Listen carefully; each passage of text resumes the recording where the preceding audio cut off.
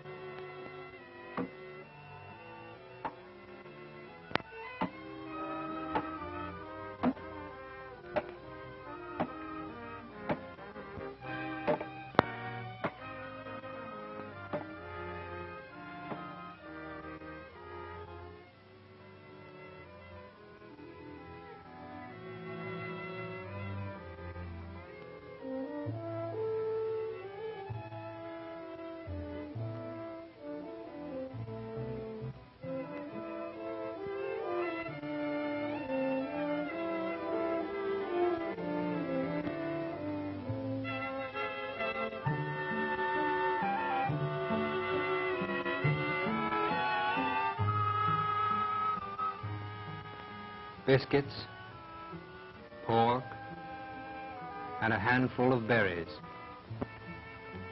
The farmers' children put into their lunch pails whatever is left over from breakfast and get ready for school.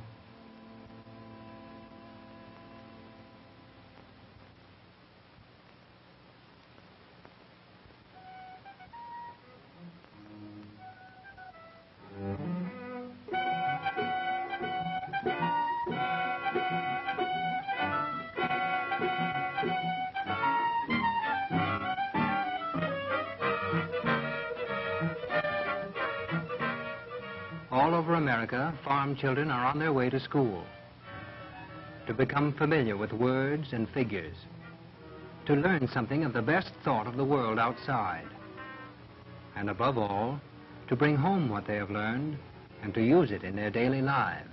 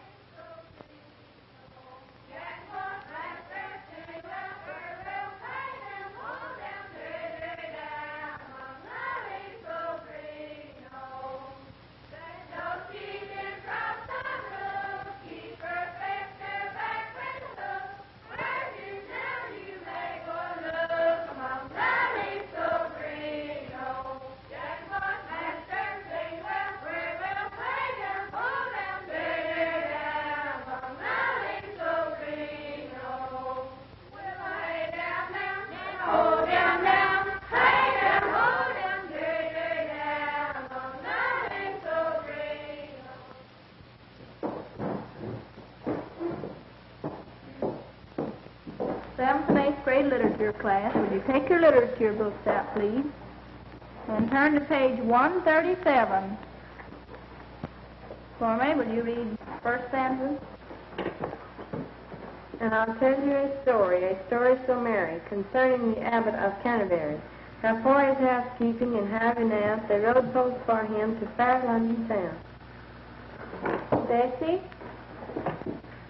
And 100 men the king did here stay. The abbot kept in the house every day. 50 gold chains, bad in his death. Velvet coats raised the abbot of that. Margaret?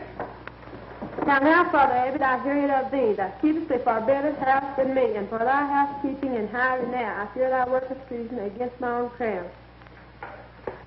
Clara?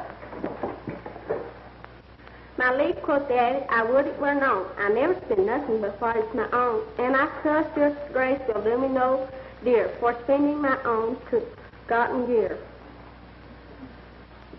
Alban? Yes, yes, Father Abbot, thy fault it is high, and now for the same thou needest must die. Except that thou answer me questions three, thy head shall be smitten from thy body. Herman?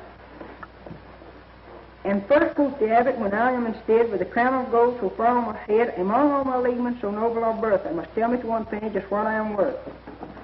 Flora May? Oh, these are hard questions for my shallow wit. No, I cannot answer your grace as yet. But if you... Now 3 weeks' praise to thee will I give, and that is the longest time thou hast to live. For if thou dost not answer my question 3, thy lands, thy livings are perfect to me. Margaret? An 11th century legend, Rode the abbot on remote in the lives of even city children, Cambridge and Oxford. but stranger still for children who live on the land, who help their fathers work in the fields. Clara? Then home rode the abbot of comforts for cold, and he met his shepherds are going to the fold. How, my lord abbot, you are welcome home. What news do you bring us from good King John?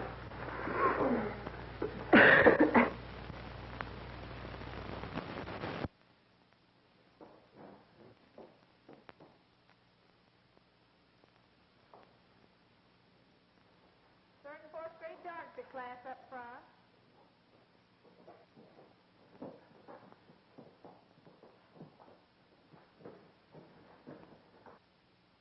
Y'all visit Holland today? Yes, ma'am. We get on a great big boat with Alice and go to Holland. And when we get there, we find Holland is a very strange country. It's a very low country, even lower than the sea.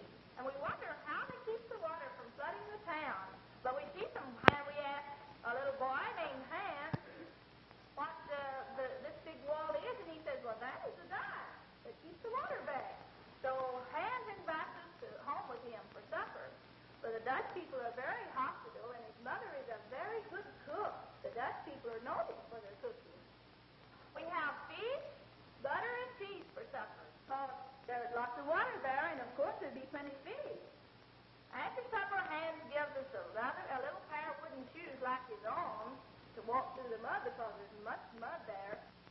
We walk across the dike and along the canals, and we come over here and see a great big thing, and we say, what is that, Hans? And Hans says, that's a windmill. What do you use it for? Why, we use the windmill to pump the water from the canals and grind our grain. What is this? Windmill? The sawmill stands idle now from time to time. A man can't live by timber anymore. The only trees left to cut are saplings.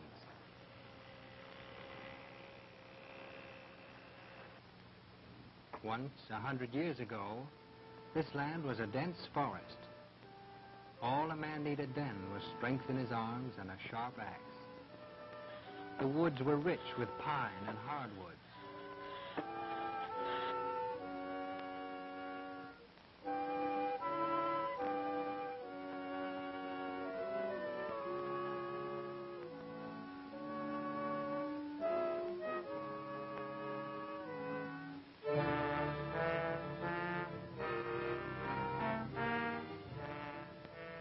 cut the timber and burnt over the land. They were Scotch and Irish, Dutch and German.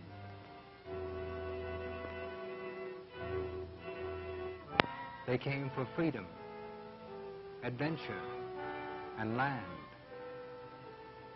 They wanted a place where there was room for a man to clear himself a farm. They found timber to live by and land to work, till only saplings were left. Soil gave out.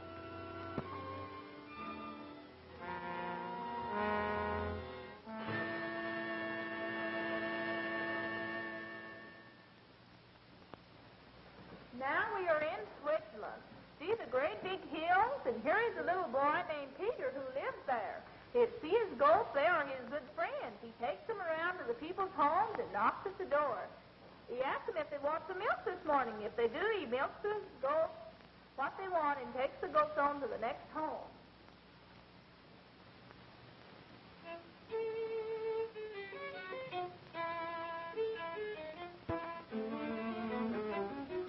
Goats get along well in this hilly country, but here they are not kept for their milk. A single goat is herded in with a flock of sheep to keep off preying dogs. There are a few rangy cows, but fodder is scarce, and they give little milk.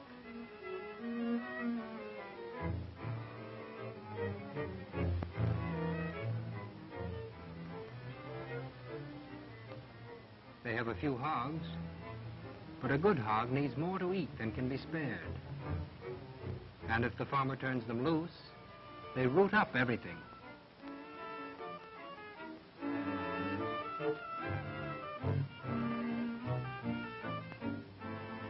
The first settlers built sturdy log cabins when they came. Some are still standing, dried by the sun and wind of 100 summers, still serving as homes.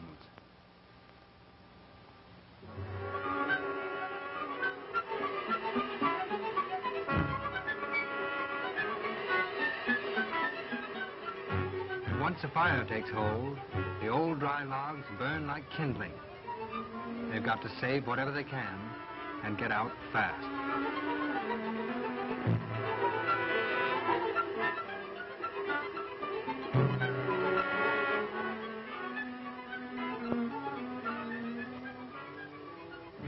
Their kin or their neighbors will take them in all right, but they've got to build another house if they can find the lumber.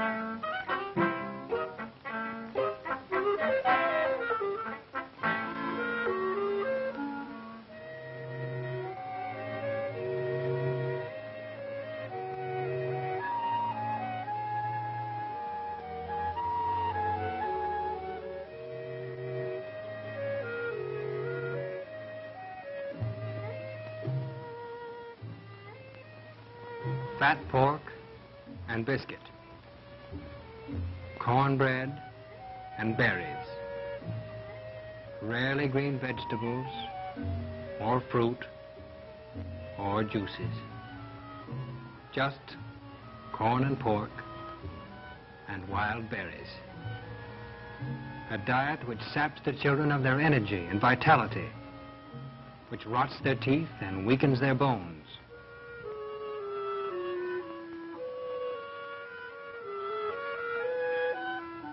All too common are pellagra and rickets and dysentery when children go without fresh vegetables and milk.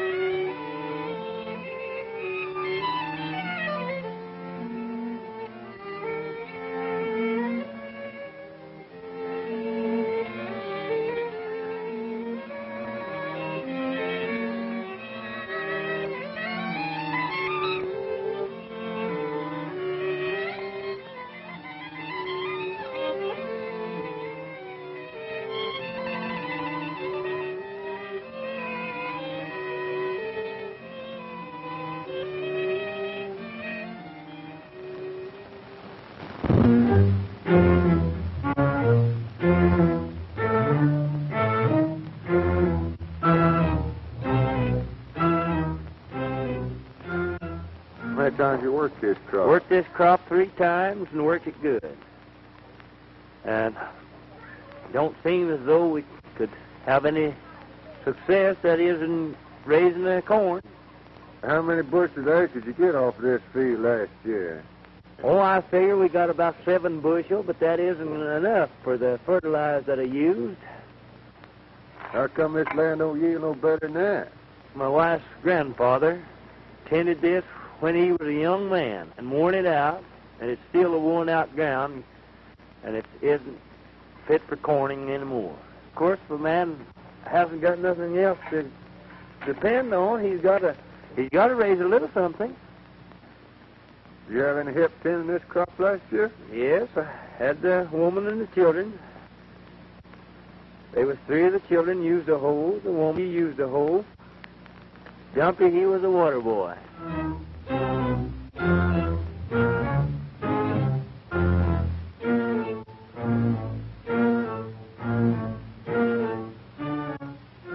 The children used the hoe in the cornfield, just like their fathers. And like their fathers, they have never been told that corn depletes the soil. They do not know that their thin soil could be improved and made to yield a food crop of soybeans and tomatoes.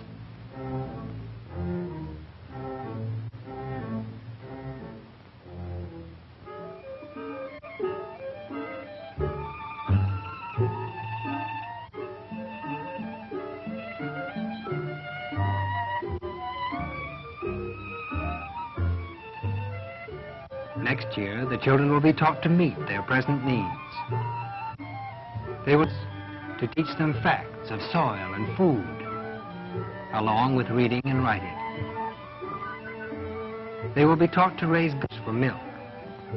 They will be taught how to get a better living from the soil, what fruit and nut trees they can grow.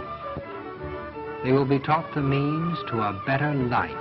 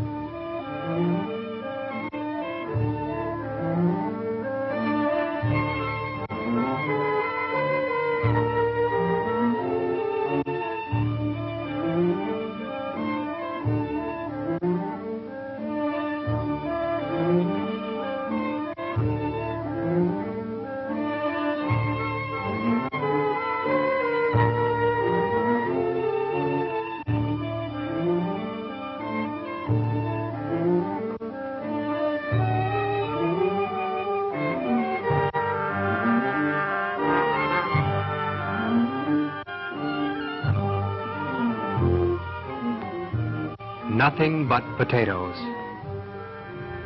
Skin infections. Only fat pork. Dysentery. Nothing but cornbread and biscuit. Pellagra.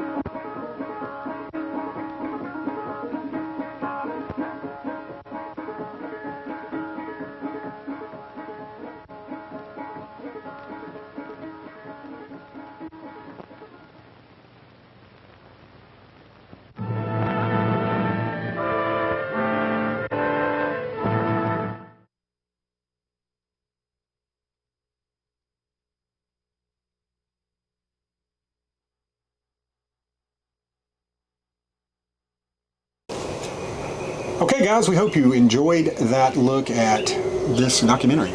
Or that you didn't enjoy it, like you kind of sort of enjoyed it. Yeah, I think enjoyment is not the right word, dude. Yeah, that you took something from it. Yeah. Yeah. Some things, certainly some aspects of it were accurate, I guess is the word. I mean, it was real people. I mean, I just feel like there was so much negativity that it just took away from the whole thing for me. Yeah, it most assuredly wasn't balanced. No. I mean, Shane showed me a few little short clips, like the highlights, and then I started it myself later on, and I was really excited about watching it, and probably not even halfway through, I was like, I hate this. Yeah, I did too, and I think what really got me more than anything was the condescending tone of the narrator. I think we talked about this before. It sounded like somebody describing zoo animals. Yeah, it wasn't distant. Like they weren't people, but just like a savage. I said it was like a savage they were looking down on and judging. And is there any other part of the country that people go to and pick out that section of people and then just pick them apart over every little thing and or make them look worse than what they really are? Because I felt like that might be a thing with this video also. And you really look back in that day, I mean, it was 1940, so there wasn't a lot of videos being done about anything. So it wasn't like there's any counterpoint or much to compare to. So this was the only thing some people saw about this area and formed their opinions. So what are they going to think? And it's just always fed into that negative impression of Appalachian people, which is what we're trying to absolutely go against, because we're tired of outsiders coming in with fancy equipment and trying to make it look like it's something that it's not, either more than it is or way less than it is, like this was. Yeah, for sure. And they're just, everything about it, him harping about the diet over and over and over again. It's like, how much did he know about it? And, they're talking about one meal, basically, and he's writing it off. He's like, oh, can you look at that? Would you look at the fat? Would you look at the... And he kept talking about how that the only vegetable that they ate was corn, and I'm like, the only thing that they grew was corn? And potatoes. Really? And nobody's ever told the poor little things that corn wrecks the soil. I mean, really? Yeah, because I'm sure both our families go back in farming a lot. Yeah, and just having gardens. I mean, I have a garden going right now. And it's just, the only thing that they had was corn. I kind of find that hard to believe myself. Yeah. Because I've always known a family, even back in those days, loving green beans and stringing green beans, and that, I mean, they had all kinds of green vegetables. That's a lot of the happiest memories for people were stringing beans with grandma and whatever. Yeah, it's like, I love that. So I didn't buy that at all. I think that they had a much more balanced diet, and you could tell by looking at them too, as far as they weren't fat, they weren't overly lean, they weren't starving to death. Yeah. They kept talking about dysentery and stuff, and that's a thing that I'd love to know. Did he know of a specific case of that? Or was he just saying that if you eat this way, you can get dysentery? Yeah. But no, it just, that got me, the condescending tone. Now, there were some good things that I enjoyed watching, though, like the highlights I showed you, the guy playing the banjo. I like that importance of music. You were talking about how that they didn't know the harmful effects of smoking back then, so they give it to the little boy as like a treat. And I don't want to say that was funny. It was funny, but it was, it's so interesting, though, to see a small child like that smoking a cigarette. And I've known of people that started smoking when they were like 12 years old. I knew of somebody probably around that time period that was about 12 years old and started working in the coal mines and started smoking the same year. And it's so hard to think about that now, but it was just a different world. Yeah, mine's like trapper boys. Some of them started 9 or 10 years old working at a coal mines. It's crazy. And then I thought, to me, I hate to use this word about it, but it shocked me to see that. It's like I just didn't register with me. As many times as I've heard that story that little kids smoke and stuff, and you can tell that wasn't that kid's first puff either.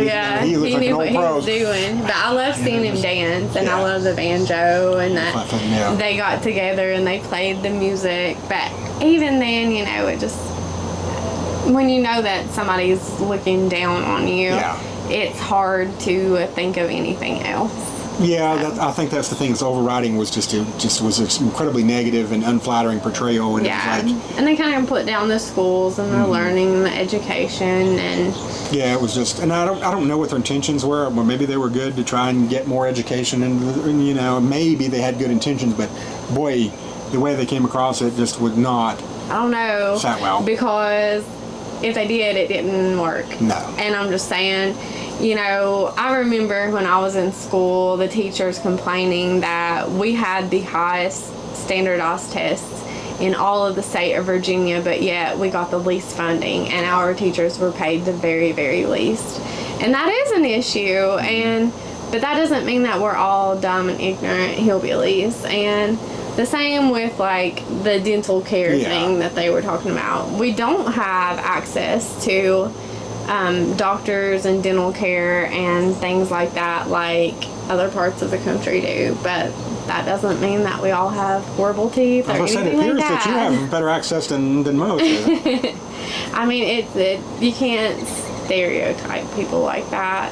No, they're challenges, and they're very real challenges, and there probably was a way to tell that story that would have registered, but when you just it just was a downward spiral of negativity for me, and it just at the end it was just, I liked seeing the videos from then. It was very interesting. But the tone and everything else, I don't want to watch it again. Yeah, I was watching some kind of documentary. I think it was the documentary Hillbilly, and there's a couple by that name, but this one was on Hulu, and the filmmaker was from Kentucky herself, and she was saying that there's no movie out there that shows Appalachia in a positive light. No. I mean, there's really not. We have, I was able to think of a couple of smaller ones, but I mean, you think Hills Have Eyes, Deliverance. I mean, I've even watched a few newer movies that was the same kind of thing of somebody gets stranded in Appalachia and one of the natives there captures them and tortures them, and it's like there's just so much negative stereotyping about Appalachia, and it's obviously started a long time ago. Yeah, and it just perpetuates to this day to where people really, that's why people tune in and they're floored that people actually live here, love it, and happy, and live good lives, and I'm happy. I'm happy. I feel like we've both been successful people and well educated, and sacrificed a few things to stay here because it means that much to us. We love that area. So what's that tell you? If it's so horrible and pitiful, and that's a lot of times. Like, and even if it's negative, sometimes it's like, oh, these people to be pitied and felt sorry for. It's like, don't feel sorry for me. I'm just happy as Lord. We're hardworking. Anything that we get, we do it ourselves, and we're proud of that. Absolutely. So that's a wrap on this one little show. Yes, we want to hear your guys' thoughts. So leave us some comments. Let us know, and please don't judge that thumbs up based on how you like that video. If you didn't like it, like I didn't like it. Just be glad that we showed it and kind of gave the counterpoint to. And if you found it interesting what we said and all that, please give us the thumbs up. It really helps us, and we really appreciate it. Yes, and we'll see you next time.